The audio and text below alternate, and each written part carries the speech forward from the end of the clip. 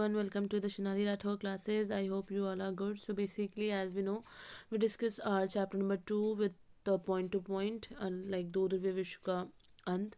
उसके जो हमारे जो चैप्टर है उसके पॉइंट्स टू पॉइंट्स हम टॉपिक टू टॉपिक हम चैप्टर को डिस्कस कर रहे हैं बेसिकली. सो लास्ट जो हमारी वीडियो थी वो थी शॉक थेरेपी के राजनीतिक आर्थिक परिणाम से रिलेटेड, और जो हमारा आज का टॉपिक है वो रहने वाला है शॉक थेरेपी के राजनीतिक परिणाम. So yeah, let's start our topic basically. We will discuss the topic with the help of points as you know.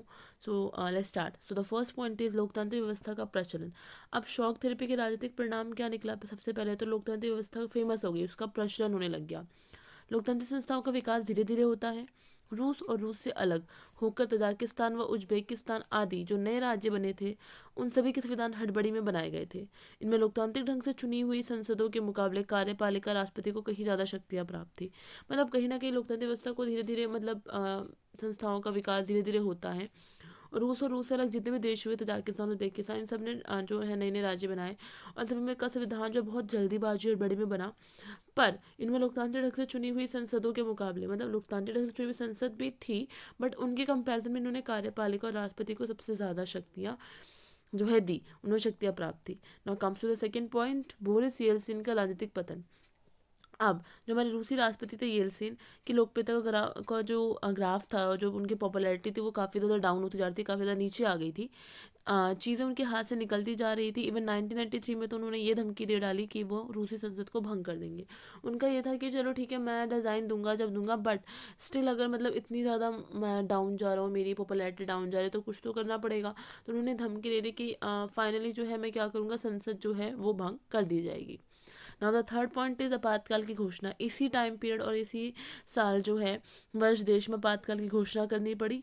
And the fourth point is Chechnya में संघर्ष. जैसे कि हमें पता है, मतलब जो भी रूसी के अंडर थे, जो भी हमारे CIS के अंडर थे, वो सारे देश अलग होने की कोशिश कर रहे थे. तो चेचन्या में भी संघर्ष चालू हो गया. 1994 में चेचन्या में संघर्ष छिड़ गया. चेचन्या निवासी अपनी आज़ादी की मांग कर रहे थे basically. Now the fifth point is चुनाव इलेक्शन.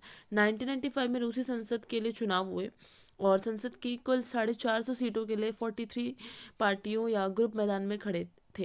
बेसिकली देखा जाए तो 450 सीट थी, उसके लिए 43 पार्टियों ने कंपटीशन में थे. एंड सर्वाधिक सीटें जो थी वो सबसे ज़्यादा सीट्स जो है वो गेनादी जुगनावे के नेतृत्व वाली कम्युनिस्ट पार्टी ने जीत डाली. हालांकि कम्युनिस्ट को कुल 157 सीटें मिली थी. दूसरे वो तीसरे नंबर पर और पार्टियां रही बेसिकली. सो फाइनली ये हमारा चुनाव भी हुआ और इस तरीके से चुनाव के हमारे रिजल्ट निकले.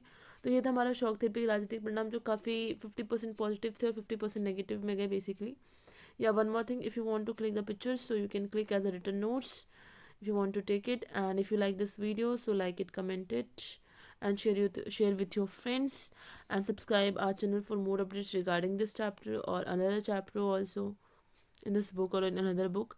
And for the and comment on your views also basically. And yeah, as usually I'll mention all the links regarding this chapter videos inside the description box. You can go and check out the video with the help of links.